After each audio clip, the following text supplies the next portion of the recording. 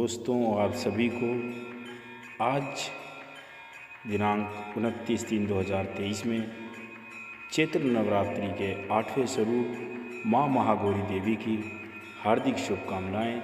दोस्तों, यह दिन पूर्ण रूप से माँ भगवती के 8वें स्वरूप माँ महागौरी को समर्पित है। महागौरी माँ दुर्गा का 8वां रूप है और माता ने यह अवतार शुंभ निशुंभ नाम के दानवों को मारने के लिए लिया था। महागौरी का अर्थ होता है अत्यधिक सफ़ेद और गोरा होना। महागौरी को गौर यानी सफ़ेद रंग होने का वरदान प्राप्त था और इसी कारण वह इतनी सुंदर और कोमल हैं। माता महागौरी को अक्सर माता पार्वती का ही एक रूप कहा जाता है, क्योंकि माता पार्वती की तपस्या के कारण ही उन्हें महागौरी अवतार प्राप्त हुआ था। भक्तों, माता महागौरी के गोरे रंग के कारण ही उन्हें अक्सर शंख या चंद्र की सुंदरता से भी उपमित किया गया है। माता पार्वती के रंग के जैसे उनके कपड़े, श्रृंगार, वाहन और शस्त्र भी सफ़ेद और सुंदर हैं।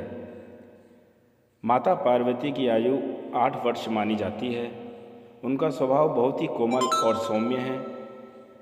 माता महागौरी के नीचे वाले दाहिने हाथ में हमेशा एक त्रिशूल होता है, जबकि उनका ऊपर वाला दाहिना हाथ हमेशा अभय मुद्रा में ही होता है। उनके ऊपर वाला जो बायां हाथ है हमेशा वर मुद्रा में होता है, जबकि उनके नीचे वाला बायां हाथ में एक डमरू होता है। महागौरी को बहुत ही शांत और शील माना जाता है, जिस कारण उनका ध्यान करने से मनुष्य और जीव दोनों को शांति प्राप्त होती है। माता महागौरी का वाहन बैल है, जो उनके रंग की तरह श्वेत यानी कि बिल्कुल सफ़ेद होता है। ऐसी मान्यता है कि एक दिन शिवजी ने ब्रह्मा जी के कहने पर माता पार्वती को उनके काले रंग के कारण बहुत चिढ़ाया और उन्हें परेशान कर दिया। तब माता पार्वती गुस्से में आ गई और उन्होंने सफ़ेद रंग पाने के लिए ब्रह्मा जी की घोर तपस्या की। वहीं शुंभ निशुंभ को मारने के लिए देवतागण अलग अलग तरीके खोज रहे थे। इसलिए ब्रह्मा जी ने माता पार्वती से आग्रह किया कि वह अपनी तपस्या को कुछ समय तक रोककर शुंभ और निशुंभ दानव, जो कि समस्त लोगों को परेशान कर रहे हैं, उनका वध करें। शुंभ और निशुंभ दो ऐसे दानव थे जिन्होंने संसार में हाहाकार मचा रखा था और वरदान के मुताबिक दोनों को केवल एक अविवाहित कन्या ही मार सकती थी। माता पार्वती अविवाहित थी, इसलिए ब्रह्मा जी ने उन्हें शुंभ और निशुंभ के संहार के लिए चुना। इसके बाद माता पार्वती हिमालय चली गई और वहां जाकर उन्होंने गंगा में स्नान किया। जैसे ही वह गंगा में स्नान करके गई, उनकी काली त्वचा उनके शरीर से धुल गई और वह एकदम सफ़ेद हो गई। माता पार्वती सफ़ेद वस्त्रों में गंगा से बाहर आईं, जिसमें वह बहुत ही सुंदर दिख रही थी। इसी के बाद से उन्हें महागौरी की उपाधि प्राप्त हुई। दोस्तों, इसके बाद माता काली ने कालिका, चंद्रघंटा और चामुंडा अवतार लेकर बड़े बड़े दानवों का संहार किया।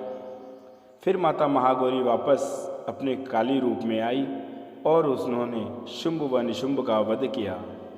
शुंभ और निशुंभ जो बहुत ही अत्याचारी दैत्य थे, उनके संहार के बाद माता काली वापस महागौरी के रूप में प्रकट हुई और तभी से उनका नाम महागौरी पड़ा। शुंभ और निशुंभ को मारने के बाद ही माता पार्वती को शिव पुराण में महासरस्वती और अंबिका की उपाधि भी मिली। माता महागौरी के प्रमुख मंदिरों में से एक उत्तराखंड के गौरीकुंड में मौजूद है। वहाँ हर वर्ष अनेकों भक्तों की भीड़ उमड़ती है। माँ दुर्गा की इस अवतार को पूजने से उनके भक्तों को भी शांति प्राप्त होती है। जो भी भक्त माता महागौरी का सुमिरन करते हैं, उन्हें माता धन धान्य व सुख समृद्धि से परिपूर्ण कर देती हैं। कहते हैं कि यदि माता के विशेष मंत्र का पूर्ण मनोयोग से ध्यान किया जाए तो सभी इच्छित वस्तुओं की प्राप्ति होती है।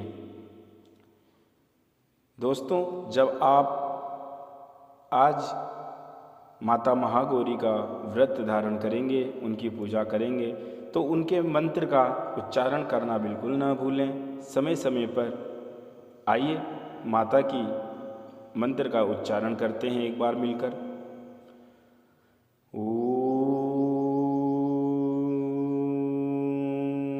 देवी महागौर्ये नमः। ओम देवी महागौर्ये नमः। अर्थात ओम के समान समस्त लोगों को अपने समाहित करने वाली माता गौरी हमें अपनी शरण प्रदान करें और हमारे दुखों का नाश करके हमें अपनी शरणागत प्रदान करें। हम सभी आपको बार बार नमस्कार करते हैं। माता महागौरी के रूप को अलौकिक सिद्धियों का वर प्राप्त है। उनका दिया हुआ हर आशीर्वाद भक्तों के सभी कष्टों को दूर कर देता है। इसी के साथ साथ महागौरी के मंत्रों का जाप करने से असंभव कार्य भी आप लोगों के संभव होने लगेंगे। आप लोगों का जो ध्यान है, मेडिटेशन है, वह इतनी जल्दी एकाग्रचित होकर काम करने लगेगा कि आपको अपने जीवन में एक नई अनुभूति, एक नई ऊर्जा प्राप्त होने लग जाएगी और आपको माता के आशीर्वाद से जीवन में आगे बढ़ने का, स्वस्थ रहने का, शांति रहने का, सुकून प्राप्त करने का न जाने कितने ही नए नए मार्ग आप लोगों को मिलते रहेंगे। तो दोस्तों, महागौरी के अवतार से हमें यह सीखने को मिलता है कि एक स्त्री कोमल और दयालु होने के साथ साथ अपने शत्रुओं से लड़ने व उन्हें पराजित करने की क्षमता रखती है। इसलिए हर व्यक्ति को हर स्त्री का सम्मान करना चाहिए और उन्हें कभी भी कम नहीं आंकना चाहिए। तो दोस्तों, यह थी हमारी एक और वीडियो छोटी सी, जो कि हम आप लोगों के लिए लेकर आए थे। कल फिर मिलेंगे माता के चरणों में, माँ के अंतिम और पूर्ण रूप अवतार स्वरूप माँ सिद्धिदात्री के चरणों में। तब तक के लिए आप सभी अपना ख्याल रखें। दोस्तों, मैं आपका दोस्त पांडेश्वर पांडे एक बार फिर वीडियो को लास्ट तक देखने के लिए आपका दिल से धन्यवाद देता हूं और अपने इस चैनल पर आप लोगों का स्वागत करता हूं। आप सभी का इस YouTube चैनल के माध्यम से बहुत बहुत स्वागत करता हूं। फिर से हाजिर होऊंगा अपनी ज़िंदगी के कुछ व्यस्त पलों के साथ आप लोगों के लिए, आप लोगों के साथ जीने के लिए, और सुनते रहेंगे हमारे हिंदुस्तान के सनातन धर्म के माल खजाने में से जीवन का नज़रिया बदल देने वाली एक से बढ़कर एक प्रेरणादायी कथाएं। तो दोस्तों, इस कहानी को सुनने के बाद आपको यह कहानी कैसी लगी, आप अपनी राय में ज़रूर दीजिएगा। और अगर वीडियो अच्छी लगी तो अपने मित्रजनों के साथ, परिवारजनों के साथ शेयर करके, वीडियो को लाइक करके चैनल को सब्सक्राइब जरूर कीजिएगा। जय श्री राम, जय माता दी, जय साईं राम।